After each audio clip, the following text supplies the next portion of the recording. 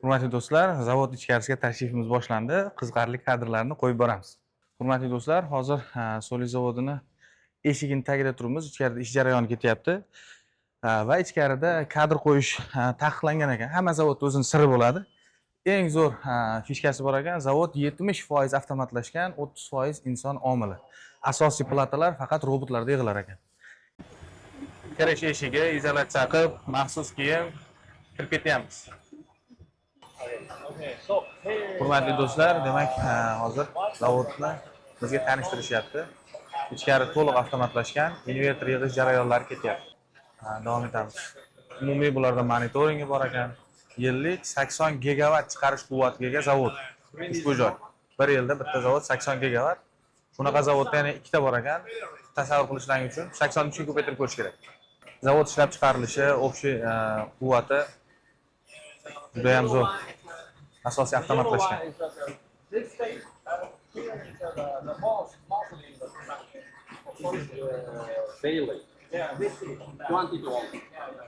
Bugun 1023 tami?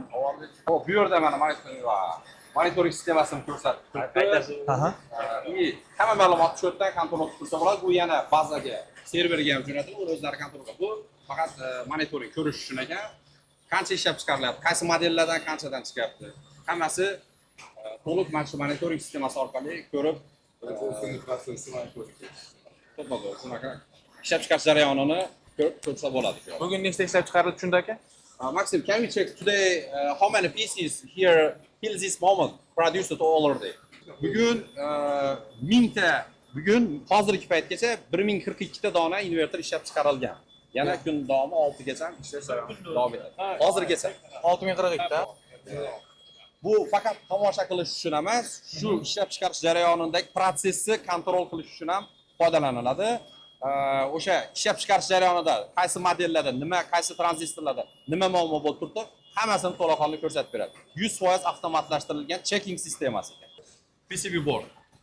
Solisni o'zini asosida, zavodlar asosida ishlab chiqarilar ekan, hech qanaqa boshqa joyda import qilinmaydi. Bu dizaynni ishlab chiqarish, o'zi ishlab chiqargan sababi komponentlarni yig'ish oson va bir-biriga chalkashlikga yo'q, qizish, kuyishlash parametr berilgan. Demak, hamma zapchasi o'zidan keladi. Bu global versiya qora zapchasi import qilinadi. Platta o'zini. Xitoy uchun Dizaynni o'zi qilgan.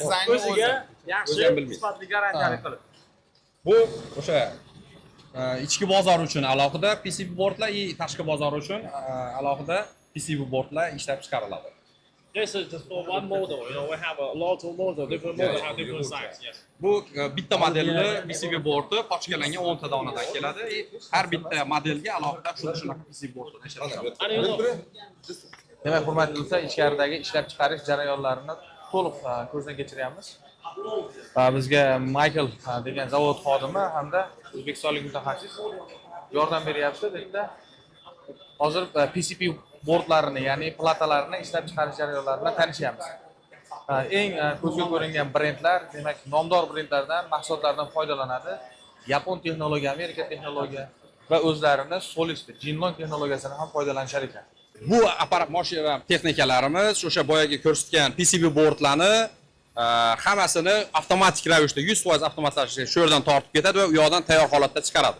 Buni kattaligini sababi barcha modellarga moslashgan. Bitta o'sha nima plata chiqaradigan apparati eng kichkina modelni tortib, eng katta modelgacha hammasini poddelcha qiladi, hammasini chiqara oladi. Yana davomini ko'rishimiz mumkin.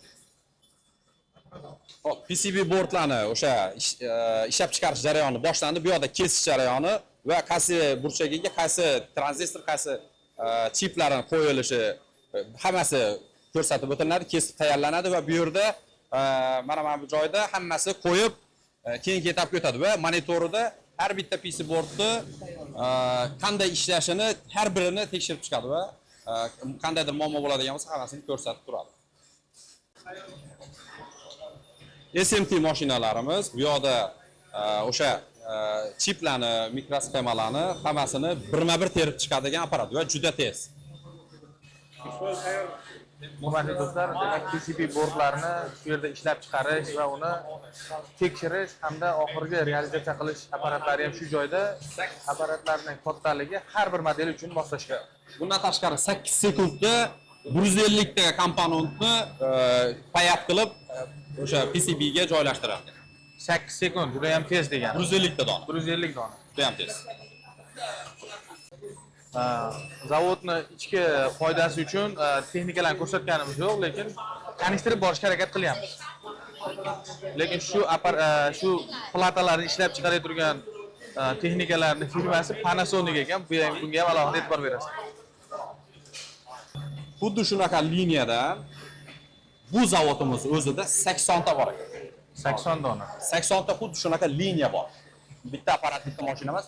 Xuddi mana uzunligini ko'rib turibsiz, bitta liniyani bu yoqdan PCB board o'zi keladi, bu yoqdan tayyor mahsulot bo'lib inverterga o'rnatishga tayyor bo'lib chiqadi. Xuddi shunday 80 ta liniya shu zavodda o'zida bor. Yana bunaqa zavodda 3 ta. Yillik 80 gigavat. Bitta zavod. Bu yoqdagi mashinalar u yoqdagidan farqli o'laroq kichkina yoki uzunchoq boshqacha komponentdagilarni yig'ish uchun moslashtirilgan. Ular standart o'sha hamma model uchun bir xil bo'lgan PCB bordlarni ishlab chiqarsa, bular o'sha nestandartli komponentlarni yig'ish uchun ishlatilgan mashinalar ekan. Aynan qaysidir modellar uchun ixtisoslashgan mashinalar. Shunaqa. Bu yerda platalarda inson omilini ham ko'rishimiz mumkin. Ayollar o'sha ushbu yig'iladigan qismlarni yig'ishyapti. Asosan 70% avtomatlashtirilgan degan gap to'g'ri va haqiqat bo'lib chiqyapti. Chunki asosiy qismni apparatlar qilyapti va mayda detallar uchun inson omili kerak bo'lgan joy uchun odamlar ishlashyapti zavodda. Yes, electricity. Hurmatli do'stlar, hozir Understanding? aynan insonlarni Anti-standing. They don't need to stand. Need to sit. Yeah, no. zazimleniya, Yeah, anti-electric. bularni oyoqlarida izolyatsiya ham qilingan. Biz shunday deb baholadik, to'liq Статические электричества. hazillanib qochib ketmaslik uchun degan fakt ham bor. Liniyani keyingi qismi bilan tanishtirgan olib ketyapti zavod xodimi Maksim va O'zbekistondagi Liniyani uzunligi ha. sohibga ham tushuntirib berishadi. Xo'p, aka, bu ko'k shisha bilan o'ralgan apparatlar o'sha IGBT platani komponentlar bilan assemble qiladigan apparat ekan. Nimaga ko'k bilan o'ralish sabab? Bu ichkarida nur orqali o'sha tekshirilar ekan, o'shani zashta qilish uchun, tashqariga zararli nurlar chiqmasligi uchun. Yana shuni aytishyapti injenerlar, bu 100% lik effekt berar ekan. 100% testdan shu yoqdan ko'rib chiqiladi. Undan tashqari 100% lik effekt bergan faqat Solis o'zida bor ekan. Boshqa kompaniyalarda boshqacharoq. Bu ham yangi texnologiyadan foydalanishadi. Hurmatli do'stlar, ushbu zavod Bu yoqni ko'rinish tekshirish uchun ko'p komponentli shkaflardan foydalanishar ekan va bu orqali bular 100% brak mahsulotlarsiz chiqarar ekan. Aynan shu hozir ko'rib o'tgan bo'limimizda oxirgi platalarni testli joyi bo'ladi. Bular avarinniy mana bu lampalar qizil bo'lsa avariyani bildirar ekan. O'sha joyda nimadir avariya bo'lib turibdi, borib joyini ko'rib tekshiradi. Sariq ishlab chiqarish jarayoni ketyapti. Ishlash jarayonida sariq. Yashil уже tugadi, keyingisiga o'tdi deganini bildiradi. Bu oxirgi etapda nima qiladi deb tushuntirdim Maksim? Xo'p. Xo'p, bu yoqda mana PCB bordlar keldi. 3 ta etapni oxiri bu dedi. Bu yoqda IP66 ni zashtalarini berar ekan. O'sha PCB bordni ichga ustidan yana print qilar ekan, shunaqa deb tushuntiryapti. Print qilib IP66 zashtalarini shu yerda tugatadi. Shundan keyin yig'ish liniyasiga chiqadi. Hurmatli do'stlar, oxirgi etap IP65-66 tekshiruvlar uchun ordan yana print qilib, platalarning zashtasini mana shunday katta zavodda o'rnatilgan IP65-66 bilmaganlar uchun yomg'irda, suvda yoki changga chidamli qilish uchun platalarni oxirgi print jarayoni Namlikka qarshi, zanglashga, tuzga qarshi sho'rlanishda tuz bilasizlar, to'q o'tkazuvchi hisoblanadi, platada muammo keltirib chiqaradi. Keyin namlikka qarshi, namlangan payti o'zidan to'q tashqariga chiqib ketmaydi. O'shaning uchun ustiga har xil kimyический zashitalar bilan qoplash jarayoni. Shuning uchun ham mana u yog'ini ko'rib turibmiz, mana stellajlarga taxlangan va ichkariga o'sha kimikatni qoplash uchun kirgizib yuboriladi. invertorni platasini yig'ish uchun shuncha texnika, endi korpus qismiga o'tib ketyapmiz. Polni tekshiruvlar bilan tanishib boryapmiz. Tayyor bo'lar ekan, o'sha oxirgi IP66 zashitalarini ustiga sepilgandan keyin tayyor bo'ladi va ichkari shisha bilan o'ralishning sababi ham haroratni, namlikni har xil changlardan yana ham ehtiyot qilish uchun hech qanaqa tashqaridan muammo bo'lmaydi. Va bu yerdan chiqqandan keyin alohida PCB bordlarni, o'sha tayyor platalarni saqlash uchun omborga shu turishda stellajda jo'natiladi. Va u yoqda ham namlik, hamma haroratlar kontrolda turadi. Tushunishingizcha akam tushuntirishda IP66 platalarni to'liq himoyasini ta'minlaydigan etab va bu yer 100% avtomatlashgan, inson omili yo'q. Bu yana bular injenerlarning aytishi bo'yicha 100% avtomatlashtirilgani yana ham sifatni a'lo darajada chiqishini ta'minlaydi. Radiatorlar cooling sistema, undan keyin ustiga o'sha platalarni, tayyor bo'lgan platalarni unashtirish deydi, o'sha bog'lash jarayonidan o'tdi. Bu yoqda keyin korpus va o'sha tayyor bo'lgan invertor ichki qismlarini birlashtirildi va oxirida avtomatik monitor sistema orqali avtomatik ravishda tayyor mahsulot shu yerga yetib keladi va lift orqali ikkinchi etajga, ya'ni upakovka qilish va transportirovkaga jarayonini tekshirish uchun stabilizator jarayoniga chiqib ketar ekan. Uni ham tepaga chiqqanda ko'ramiz. Mana Solis kompaniyasini zavodini ishlab chiqarish jarayonini to'liq jamoamiz bilan birga ko'rib chiqdik. Platani yig'ish jarayonidan to uni o'sha korpus bilan unashtirib va oxirida upakovka va uni transportirovkalariga test qilish jarayonlarini ko'rib chiqdik. Biz uchun juda katta ma'lumotlarga ega bo'ldik. Qanaqa ishlab chiqariladi o'zi, bu nima IP66 nimaliklarini, u qanaqa testdan o'tkazishni, har bitta invertor alohida nechidir soat 200 ta funksiyalarini ham qo'shib test qilinishi va issiqlikka 60 gradusgacha bo'lgan ko'cha harorati issiqligida nechidir minut mobaynida test qilishlarini hammasini ko'rdik. Juda ham biz uchun menimcha ma'lumot manfaatli bo'ldi deb o'ylaymiz. Va bu yerdagi muhit, mana salqin havo, changdan o'ta darajada tozalanganligi, baribir hammasi ishlab chiqarish jarayonini sifatli darajada ekanligini ishonch hosil qildik.